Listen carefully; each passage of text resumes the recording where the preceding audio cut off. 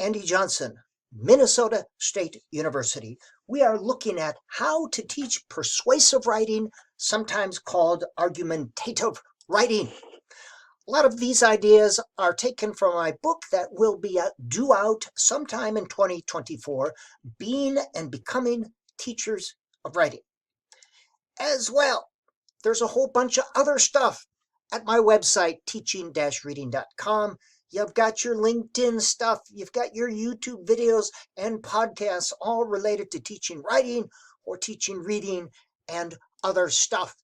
And you can see the reading instruction show. I have lots of things there related to teaching writing and reading. But first of all, everything should be in the context of teaching the writing process. We teach the process to develop the skill. The 5-step writing process, it's been around for about 20 years. Pre-drafting, getting and organizing ideas. Draft, get the ideas on paper. Revision, see again and again and again. The heart of the writing process. Editing is where we look for grammar, spelling, and punctuation errors. And then we share. The 5-step. All forms of writing should be found in this context. This is how we teach writing, these 5 steps. If we want students to develop writing skills, we teach the process. Again, teach the process to develop the skill. And you'll hear me repeat some of these ideas throughout this presentation and in others. If you want students to become better violin players, you practice the violin. You practice choir. You practice volleyball. If you want students to become better writers, daily writing practice is needed. How do you get better at anything without practice? Students should be writing every day. And a big idea. Ideas always beget more ideas. That's why we use graphic organizers to get and see ideas. And that's why we sometimes write ideas on paper and the board. Seeing the ideas, our brain naturally associates and helps us beget more ideas. Now, there are 6 types of writing. It is recommended that you include these 6 types of writing in a writing curriculum. And here you see persuasive writing. Construct an argument using concise, objective language and sound reasoning. So we'll look at the sound reasoning part as well as the concise, objective language. Now, most academic standards only include these first 3 kinds of writing, and I think that is far short. 3 other types of writing: inquiry writing, the type of writing found in sciences, used to describe all phases of the inquiry process. Writing in the arts, to create poetry, to create drama, to create creative fiction. And then communication. All 6 of these should be included in a writing curriculum. So let's define our terms. An argument is not contention or conflict or people yelling at each other. It's a form of rhetorical expression intended to convince or persuade other people, providing reasons for or against something to get them to think your way or do what you want them to do. Writing seeks to persuade. Persuasive writing, argumentative writing seeks to persuade people to do or think something. And it starts with a declarative statement. I think blank. A declarative statement, sometimes called a dualistic statement, but declarative statement. I do declare. You say something. It can be supported or not, agreed with or not agreed. So someplace there is this declarative statement. I think that blank. Billy Marble should have stayed at home. That's my declarative statement. This one is used as a post-reading activity. The statement is made, and then they find supporting ideas and put the page number. By the way, this is a great pre- and post-reading activity. As a pre-reading activity, you introduce the declarative statement. So now they're reading with purposeful intent. They're looking for ideas as they read. And then a post-reading activity, you can have them put this in the form of a paragraph. This is a great way to teach paragraphs, by the way, the basis of a paragraph. And this kind of writing and thinking should be introduced in grades 1, maybe even in kindergarten. Shared writing. This is where the teacher writes down and the students are thinking. This can be done in first grade through 5th or 6th grade, this sort of shared writing. And Jerome Bruner said, students at all levels can learn all things if they're taught in developmentally appropriate ways. Absolutely, we can and we should teach persuasive writing in kindergarten and first grade. It is a thinking process, how to think, and I'll show you how to do that. But persuasive writing should be objective.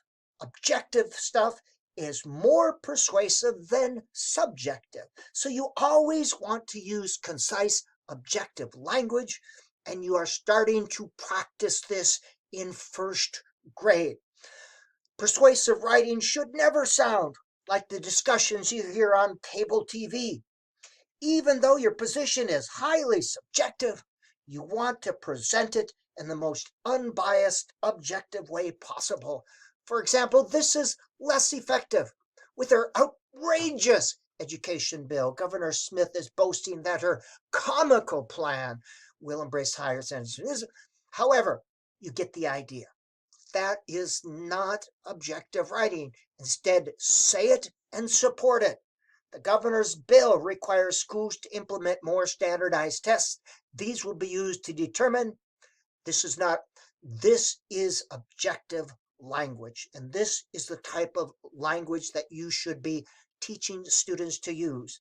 What about at the first grade level? Isn't that too complex? No, it's not.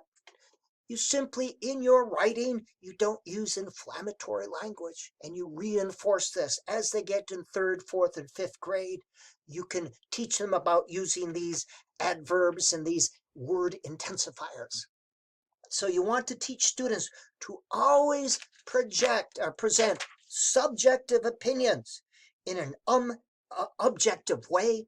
This enhances the possibility that a reader might actually be persuaded. Objectively stated arguments allows for objective processing of that information. You want to avoid letter to the editor syndrome. This is where highly charged statements and emotional buzzwords are used to convey a message. This style of writing weakens the argument and only persuade those who are already persuaded. I really believe that's an intensifier. The school board has gone completely over the edge. They are forcing all elementary teachers to use the nutty new skills base. Okay, you get the idea. That's less effective. More effective. Objectively stating, a body of research shows that there's no single method for reading instruction that works best. If teachers, you get the idea. Avoid letter to the editor syndrome. Avoid degree-enhancing intensifiers. Very, extremely, incredibly, really, super, amazingly. Hyperbole. Don't use this. Not effective. Incredibly, the students did not make any, just say the students did not make any academic gains. You get the idea. All right, teaching thinking. You are teaching thinking. These are thinking skills. Making a statement, supporting a statement. This is based on the idea that thinking moves from outside to in. It begins on the social plane as you hear thinking modeled by others, this cognitive modeling, and it is internalized over time. You break a cognitive process down into steps, you teach it explicitly, and it becomes internalized. And one of these is to make and support a statement. As I showed you, this can be a pre or a post-reading idea. We don't simply make a statement or say what we believe. We look for supporting ideas. Post-reading activity. This should happen in large group first, starting in first grade or kindergarten. This is the shared writing activity, where you're writing together in groups, you're thinking in large group, and the teacher is monitoring. Identifying supporting details. Now, this is a specific one called support a statement. You make a statement and look for supporting ideas. To teach the steps, you teach these steps explicitly. Look at the statement, look at the story, look for things that make it true, read to see if true. These are the steps when using support a statement as a post-reading activity.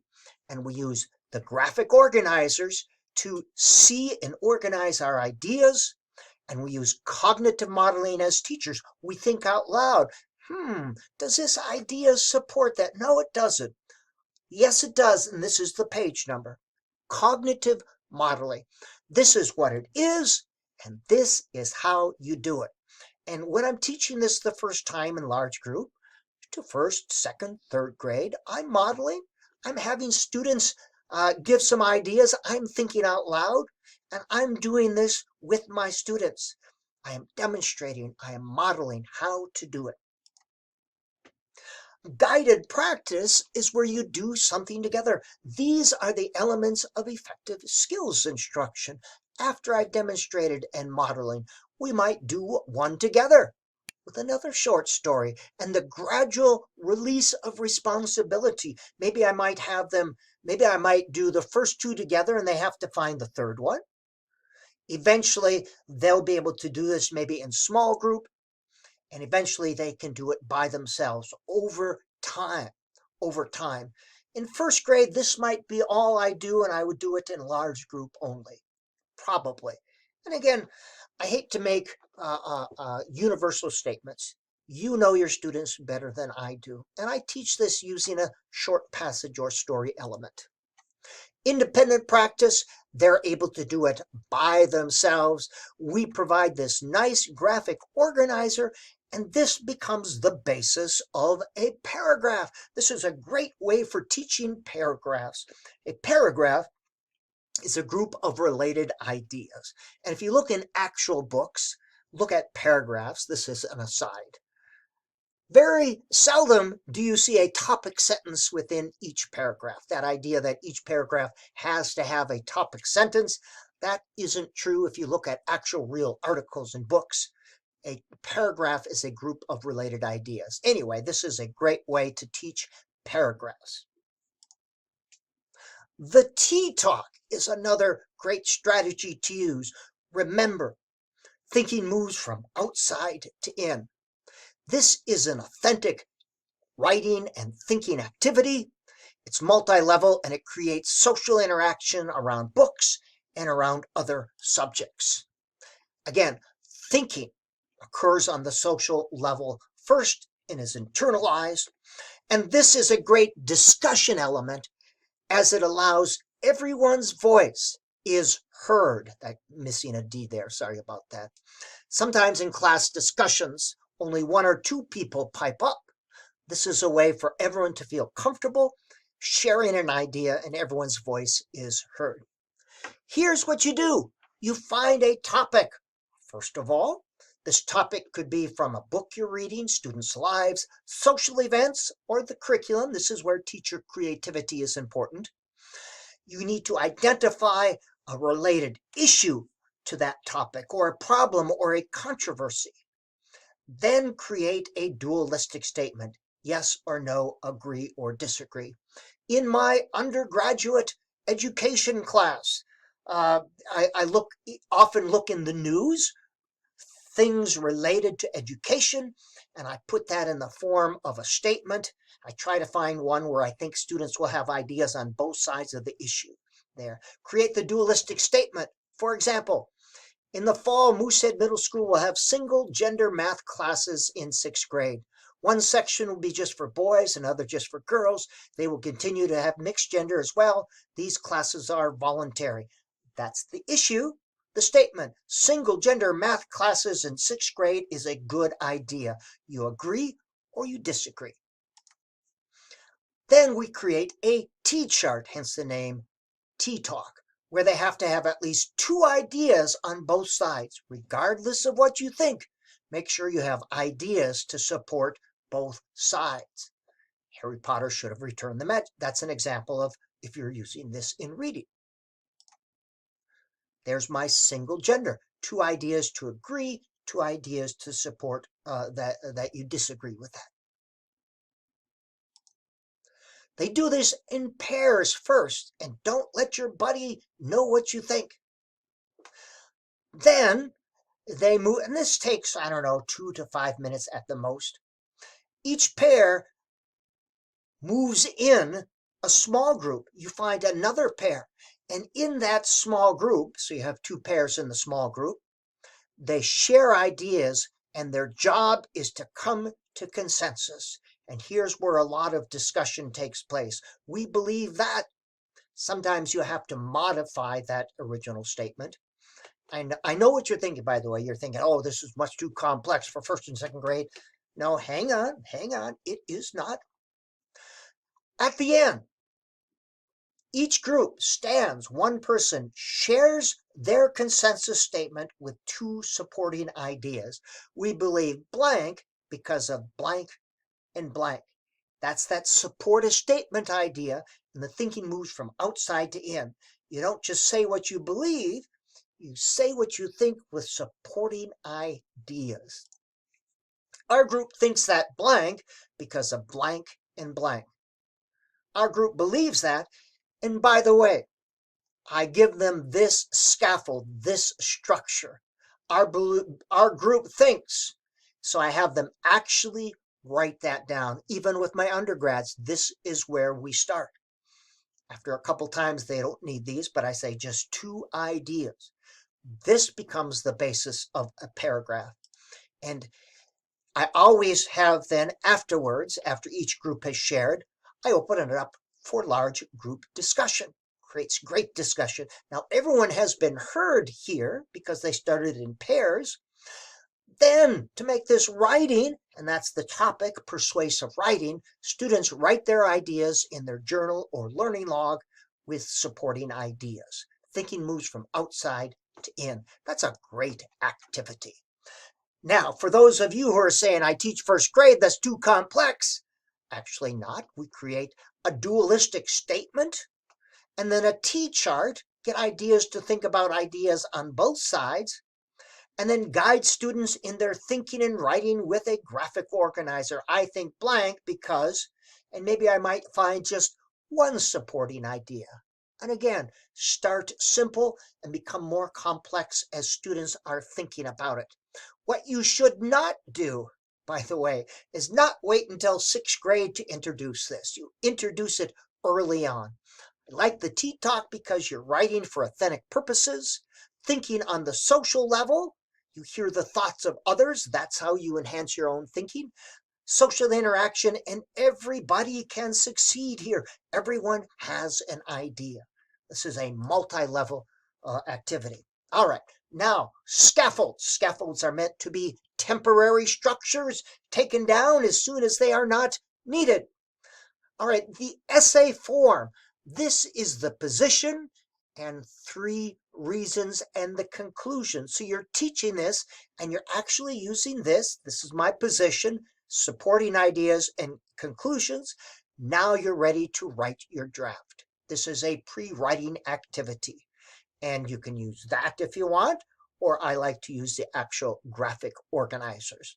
And if you're teaching in a classroom, these make great posters so students can see what other students are thinking. Great posters, or put them on a bulletin board someplace. This is a more advanced essay starting in 5th grade, 6th grade. See where you're at. Position, supporting ideas, opposing ideas, and then the counter arguments to the opposing ideas, and a conclusion. This becomes the basis of your draft. Ideas 4, other ideas, and then you counter argue, and then a conclusion. Persuasive letter. I think that blank. Supporting ideas, final word. Keep it simple. Graphic organizer, the draft. Creative problem solving. You start with a problem. You generate a whole bunch of ideas. You look for 1 or 2 of the best ideas.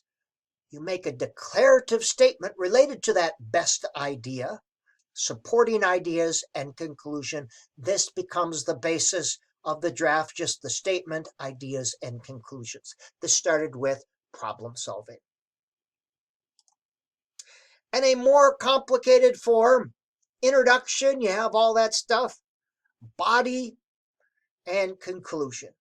The form should never get in the way of the function. The function is always the idea. All right, just some very simple ideas on how to teach persuasive writing.